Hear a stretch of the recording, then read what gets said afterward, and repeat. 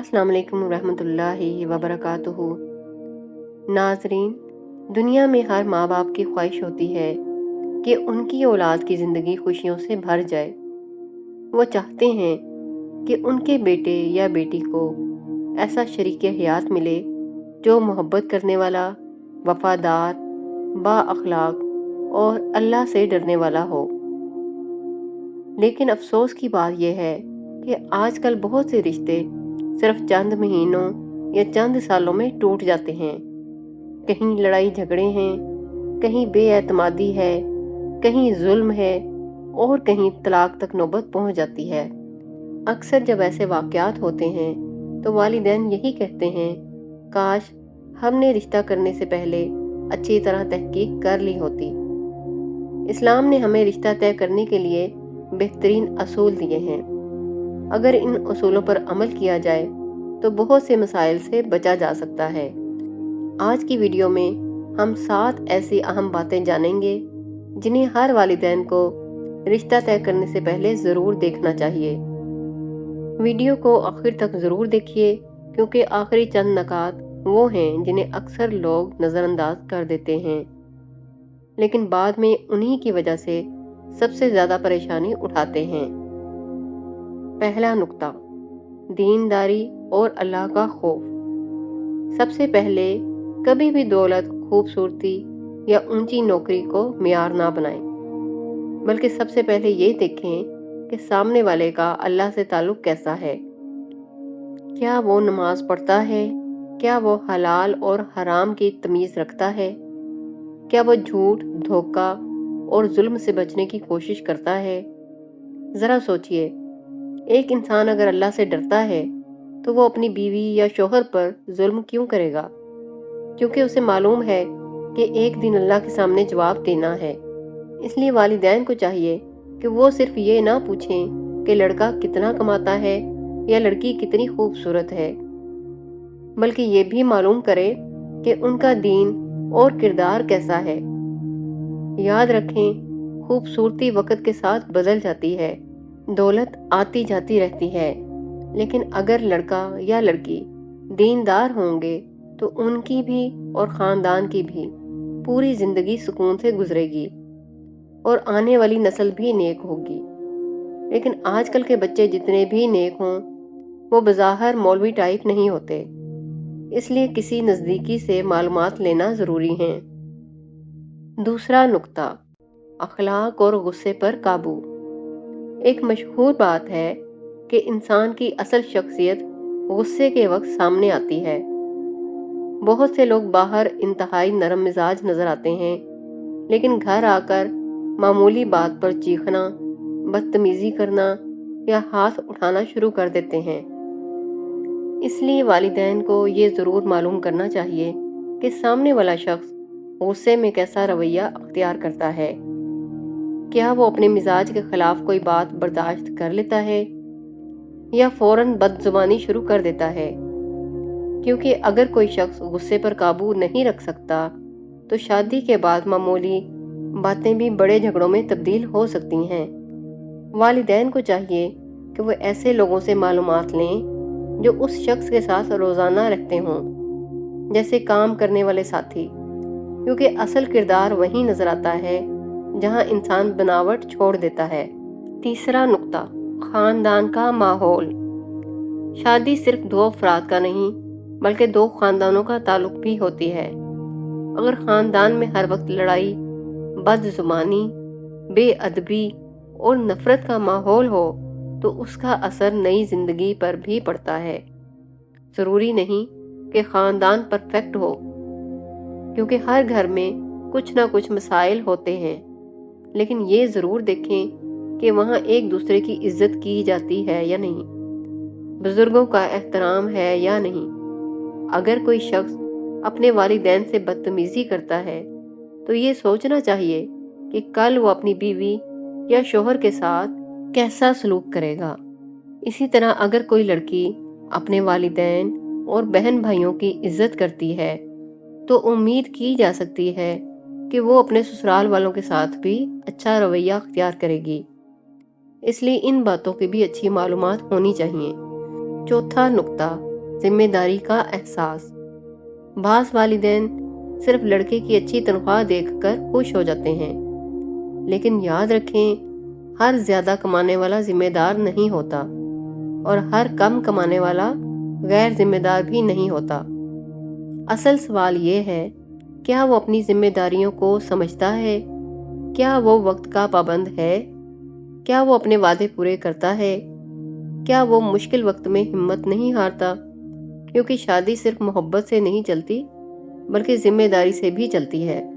ذمہ دار انسان کم وسائل میں بھی اپنے گھر والوں کو خوش رکھنے کی کوشش کرتا ہے، جبکہ غیر ذمہ دار انسان لاکھوں روپے کمانے کے باوجود اپنے گھر کو سکون نہیں دے سکتا۔ بہت سی عورتیں ایسی ہیں کہ ان کے شوہر ان کو روپے پیسے کی کمی نہیں ہونے دیتے، لیکن اس کے علاوہ ایک شوہر کی جو ذمہ داریاں ہوتی ہیں وہ پوری نہیں کرتے، جس وجہ سے عورتیں ساری زندگی اندر ہی اندر کڑ کڑ کر زندگی گزار دیتی ہیں۔ لڑکا اور لڑکی میں سے کوئی ایک بھی غیر ذمہ دار ہوا تو نباہ کرنا مشکل ہو جاتا ہے، کیونکہ شادی نام ہی ذمہ داری کا ہے۔ اس لیے رشتہ طے کرنے سے پہلے یہ ضرور معلوم کریں کہ سامنے والا شخص ذمہ داری نبھانے والا ہے یا صرف بڑی بڑی باتیں کرنے والا، کیونکہ جو زیادہ بڑی بڑی باتیں کرتے ہیں وہ زیادہ پریکٹیکل نہیں ہوتے، اور کسی کے ساتھ بات چیت کرنے سے کافی باتوں کا آئیڈیا ہو جاتا ہے۔ 5واں نقطہ، صحت کے بارے میں ضروری معلومات۔ رشتہ طے کرتے وقت ایک اہم بات جسے اکثر لوگ نظر انداز کر دیتے ہیں وہ ہے صحت کے بارے میں سچائی اور دیانتداری۔ اگر لڑکے یا لڑکی کو کوئی ایسی بیماری یا صحت کا مسئلہ ہو جو شادی شدہ زندگی، شریک حیات یا مستقبل میں بچوں پر اثر ڈال سکتا ہو، تو مناسب وقت پر اس کے بارے میں سچ بتانا چاہیے۔ ایسی باتوں کو جان بوجھ کر چھپانا بعد میں اعتماد کو نقصان پہنچا سکتا ہے۔ سچ بتا دینا چاہیے۔ رشتہ ہونا یا نہ ہونا قسمت کی بات ہوتی ہے۔ سچ چھپا کر اگر رشتہ کر بھی دیا جائے تو کیا پتہ شادی کے بعد سچ سامنے آنے پر مسئلے شروع ہو جائیں، اور تب یہ میاں بیوی اور دونوں خاندانوں کے لیے زیادہ تکلیف کا باعث ہوگا۔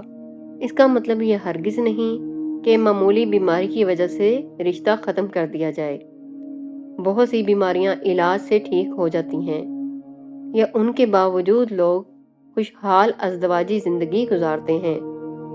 اصل بات یہ ہے کہ فیصلہ سچائی اور باہمی اعتماد کی بنیاد پر ہو۔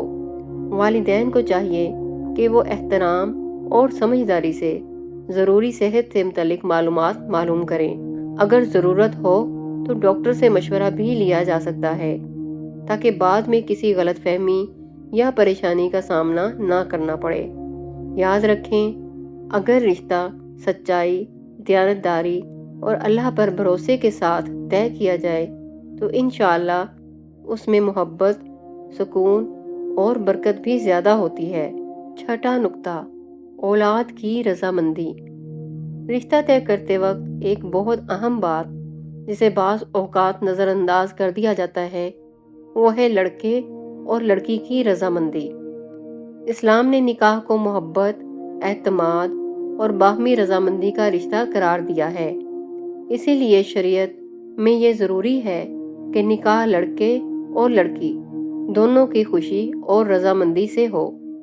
رسول اللہ صلی اللہ علیہ وآلہ وسلم نے ایک خاتون کی شکایت سن کر، جن کا نکاح ان کی رضامندی کے بغیر کر دیا گیا تھا، انہیں اختیار دیا کہ اگر چاہیں تو اس نکاح کو برقرار رکھیں یا ختم کر دیں۔ صحیح بخاری۔ اس حدیث سے معلوم ہوتا ہے کہ اسلام زبردستی کے نکاح کی حوصلہ افزائی نہیں کرتا۔ والدین اپنی اولاد سے محبت کرتے ہیں اور ان کے لیے بہترین فیصلہ کرنا چاہتے ہیں، لیکن یہ بھی ضروری ہے کہ وہ اپنی بیٹی یا بیٹے کی رائے کو عزت دیں، ان سے کھل کر بات کریں، ان کے خدشات اور پسند و ناپسند کو سنیں۔ بعض اوقات بچے صرف والدین کو ناراض نہ کرنے کی وجہ سے خاموش رہ جاتے ہیں، لیکن دل سے راضی نہیں ہوتے۔ ایسی خاموشی بعد میں ازدواجی زندگی میں مسائل، ذہنی دباؤ اور بے سکونی کا سبب بن سکتی ہے، اور یہ دوسرے خاندان ان کے بیٹے یا بیٹی کے ساتھ زیادتی ہے، کیونکہ ان کو تو نہیں پتا ہوتا کہ آپ لوگ اپنے بچے یا بچی کی شادی ان کی مرضی کے بغیر کر رہے ہیں۔ یاد رکھیں، کامیاب نکاح صرف دو خاندانوں کا ملاپ نہیں، بلکہ دو دلوں کی رضامندی اور اعتماد کا نام ہے۔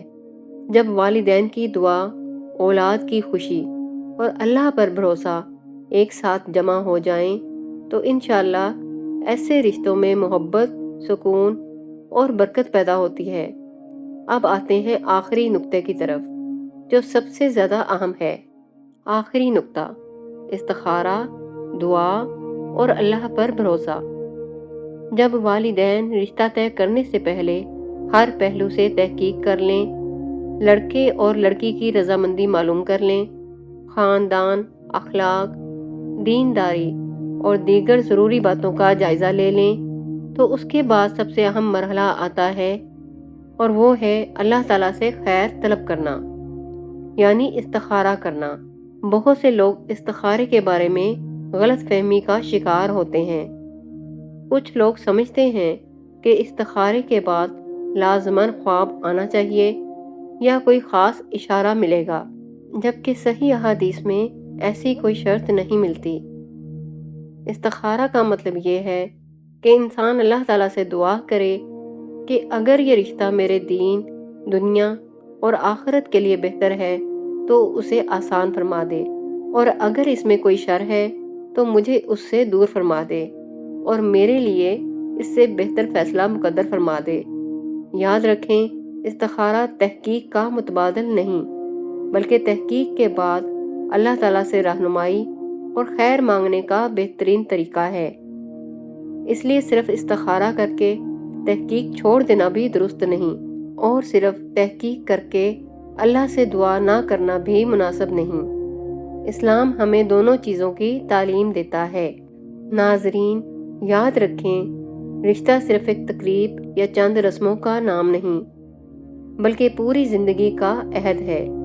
اگر یہ فیصلہ دین، اخلاق، تحقیق، مشورے، دعا اور استخارے کی بنیاد پر کیا جائے تو انشاءاللہ گھر محبت، رحمت اور سکون کا گہوارہ بن سکتا ہے۔ اللہ تعالیٰ تمام والدین کو اپنی اولاد کے لیے بہترین فیصلے کرنے کی توفیق عطا فرمائے، اور ہر مسلمان کے نصیب میں نیک، صالح اور با اخلاق شریک حیات عطا فرمائے، آمین۔ اگر آپ کو آج کی ویڈیو اچھی اور مفید لگی ہو تو ویڈیو کو لائک اور چینل کو سبسکرائب کرنا مت بھولیے گا۔ جزاک اللہ۔